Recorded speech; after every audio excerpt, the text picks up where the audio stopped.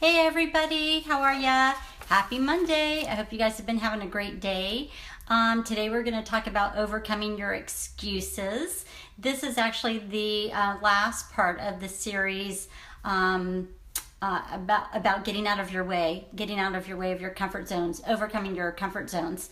And then tomorrow I will also go live right around the same time, 7:30ish, and we'll be talking about thyroid disease because I felt like that's something that maybe people could relate to, and kind of just share my experience and some things I've learned along the way.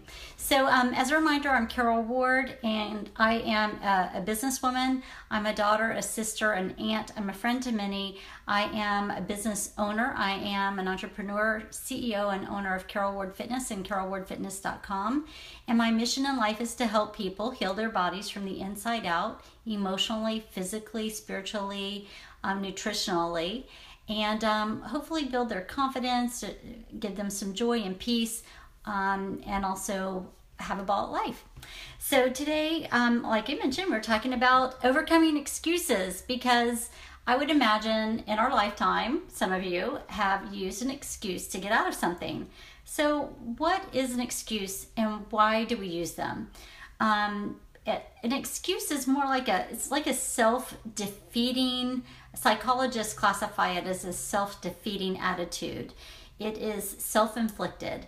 It is something that sometimes gets so embedded in our self-conscious, our subconsciousness, that we don't even realize it. We don't have control over it, or we've lost power over it. But I think what it really stems from is fear. It's all fear-based. And so I was kind of looking up some things, doing some research on it, because I know I may have shared with you this a little while ago that when I go to the doctor, I get what they consider white coat syndrome. That just means you go to the doctor, he takes your blood pressure, and your blood pressure goes up. Well, mine goes up like crazy, and it was already bad kind of at the doctor's, not so much at home. But it got worse when I went to a doctor who was a little kooky, and he didn't believe in it and believe in white coat syndrome, and he sent me to the hospital. And I had to stay there for several hours, and they were checking my heart, and everything was good. The hospital thought I had white coat syndrome and sent me home, and the doctor kept calling and just kept reinforcing it in my mind. And so nowadays when I go, it's worse. So every time I go, and that's been years ago, like many years ago now. So every time I go, even though I have a good experience at my regular doctor's office, and she never sends me to the ER, and she knows I have this fear, and she's always great with me, it's still embedded in my mind. It is fear-based. Even when I try not to think about it or I pray about it, the fear overwhelms me and takes over, and then I end up going in, and like I said, my blood pressure's through the roof. So this time, I've still been believing that it's going to be different, because I've been praying about it. I think I may have told you I've even done hypnosis. I've done some crazy things to kind of get over this fear. It is the only time I ever take any kind of anxiety medication, because it's the only time I need it. But it is the one time that I do need it, because even with the anxiety medication, my blood pressure is crazy. So, but when I go see the doctor, they're very kind with me, and they're very gentle. And this time in particular, all they told me was just, they'll take it at the end. They'll look over my past readings. They're not worried about it. They know I take my readings at home, and that I'm very on top of it, because I like to stay on top of my blood pressure and my health. And and they appreciate that. So it kind of put it at rest, and I really hope and pray that the next time I go, it'll get better, and that will be the positive story I start to tell myself. So I guess the key is that fear is a story that we tell ourselves over and over and over, and it plays in our mind. It's that tape recorder we talked about in one of the other sessions. And so it's that negative tape recorder that goes over and over and over in our mind that says, I can't, I don't, I won't, all of the negatives. And instead of I can, I will, I do deserve, I can have better. Hi, Barb. Thanks for tuning in. So really, what excuses are when we have a fear of failure, a fear of embarrassment, a fear of success. In some cases, we have a self-defeating situation in our lives where we feel like, okay, things are going too good. Maybe in a relationship, things are going too good, and we self-sabotage. Maybe a fear of change. Particularly as we get older, I think we notice that we have a bigger fear of change. Fear of uncertainty. And this is something that I think is the same for all of us.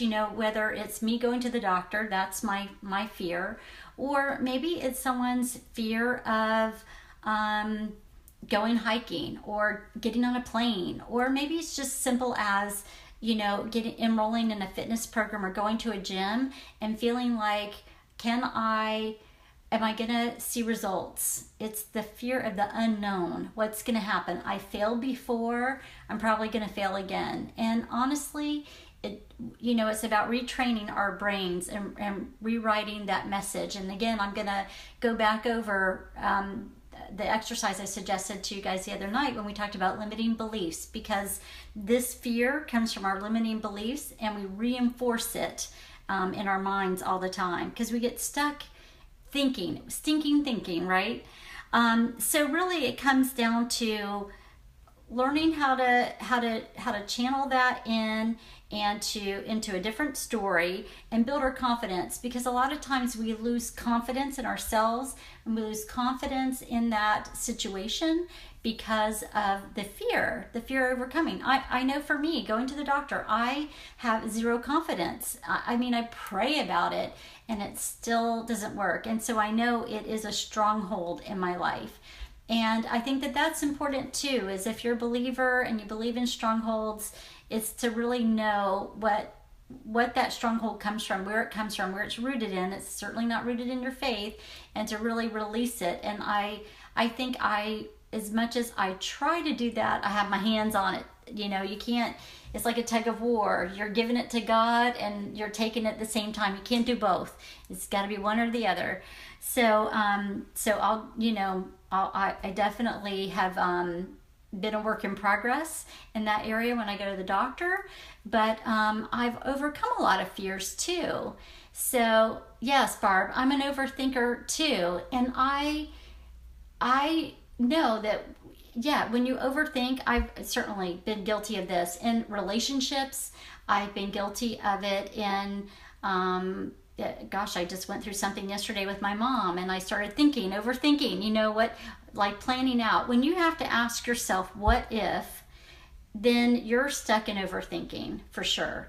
If you're thinking about the future or you're thinking about the past, then you are not living in the present. You're not living in this moment. And it's one of those things that I have to remind myself, even when I go to the doctor, that I'm in this moment. The past doesn't have to dictate me. The future is yet to come, and this is where I'm at. The same goes for people who have a fear. If you have a fear of flying, it might be a little bit different. You might have to work through that a little bit from a different perspective. But let's say you have a fear of failure from quitting smoking, for example. I used to teach people how to quit smoking years ago, and they really had a fear, like everything that they did was tied to smoking. And they thought, man, I'm going to have to change my whole life. And honest to God, they do have to change their whole life. But if they got sick from smoking, they would still have to change their whole life. So it's the same for diet and nutrition. That's a really big thing, is that a lot of people get hung up in their fear of failure because of the past. It hasn't worked for me. I've worked out before. I could never stick with it. I couldn't stick with a nutrition plan because it was a diet. If you make a lifestyle change and you allow yourself a moment in time here or there to not be perfect, you're going to get through it. But if you're stuck in the past of your failures, or if you're looking forward and you're saying, okay, I can't, I won't, this has happened before, then you're right, it won't work. Because I think I said this in one of my other videos recently that if whatever we believe is true. So if we believe we're not good enough, we probably aren't. Not that we're not good enough, but that's how we perceive ourselves, and so we train ourselves to believe it.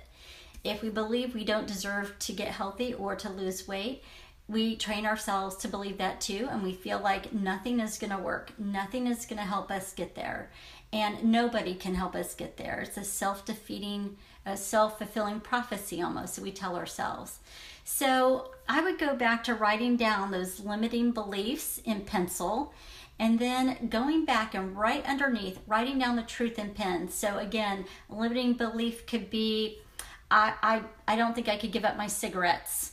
And the truth is, I can give up my cigarettes. I have the power within me. God's given me that gift. I can let them go. My life will be okay. Same for, working out or getting healthy. I failed in the past with diets, but this time, I love my body, and I'm going to make a difference this time, and I can, and I will, and I have the tools to do that. Or I failed at this job, and so I'm always going to be a failure. Well, if you failed and you learned something from that job and it's not the right job, at least you have the tools to go into something new and try something new and exciting that maybe you're more suited for. So write that down. I failed before at this, but maybe I'm suited for something different, or maybe I'm suited for a different company. And just put the positive spin on it and read that every day, and do that until you don't see so much of the pencil, the limiting belief anymore. You just see the truth. And then eventually I want you to erase that limiting belief. When you start to actually believe the story that you're telling yourself, that's true, the real story, the one that's positive, then you can start erasing those old limiting beliefs and get rid of them.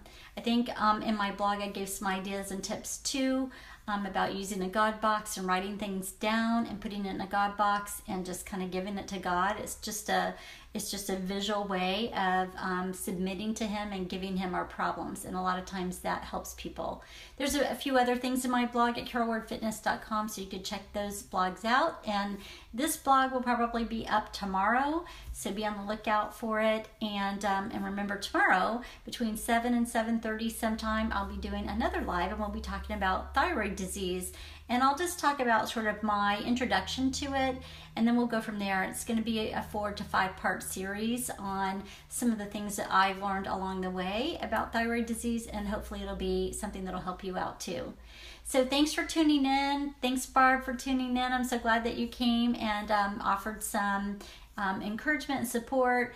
And check out my blog at carolwardfitness.com, and I hope you guys have a fantastic evening. Take care. Bye.